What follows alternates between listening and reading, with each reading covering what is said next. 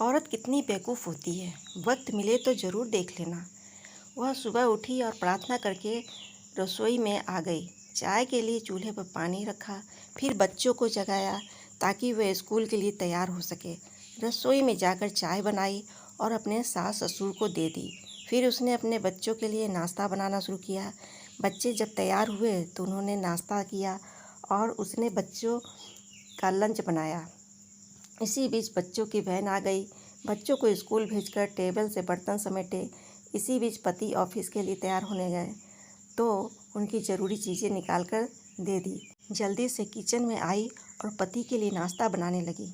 एक पराठा और अंडा अभी बना ही था कि नन्ही ननद रसोई में आ गई।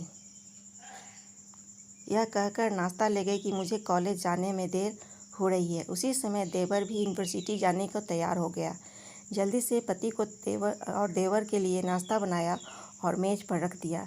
9 बजे पति ऑफिस गया तो उसने आकर टेबल से बर्तन उठाकर सास और ससुर के लिए नाश्ता बनाया। जब तक सास ससुर ने नाश्ता किया तब तक वह रसोई साफ कर बर्तन को धो चुकी थी।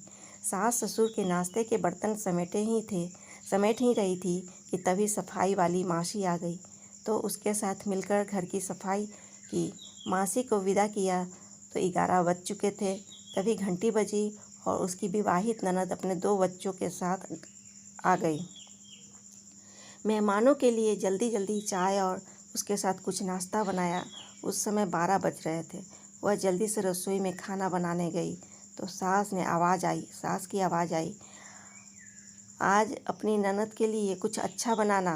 उसने ननद के लिए स्वादिष्ट खाना बनाया और जल्दी जल्दी रोटी बनाने लगी क्योंकि 1 बजे थे और उसके बच्चे आने वाले थे। बच्चे जब स्कूल से आ गए तो उन्होंने उसके मुंह हाथ धोए, कपड़े बदले और उसने उन्हें खाना खिलाया। तभी कॉलेज से छोटी ननद भी आ गई और देवर भी वापस आ गया। उसने सबके लिए जल्दी जल्दी रोटी बनाई और सबको परोस कर खिलाया। जब सब खाकर उठे तो 3 बज चुके थे और उसे अचानक भूख लगी। उसने मेज़ पर हॉट पॉट में देखा और एक भी रोटी नहीं बची थी। वह सब बर्तन समेटकर रसोई में जा ही रही थी कि उतने में उसका पति घर में दाखिल हुआ। उसे देखकर पति ने कहा, मुझे बहुत भूख लगी है, जल्दी से खाना निकालो।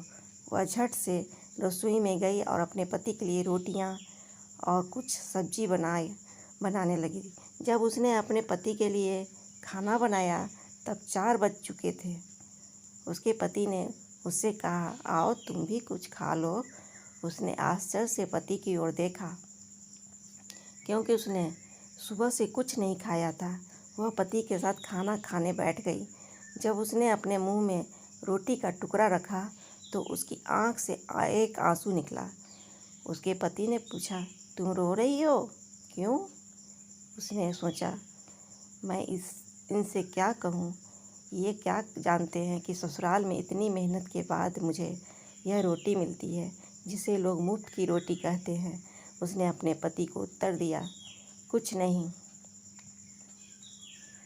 उसके पति ने कहा, स्त्री कितनी बेवकूफ़ होती है, किसी कारण बिना भी रोने लगती है।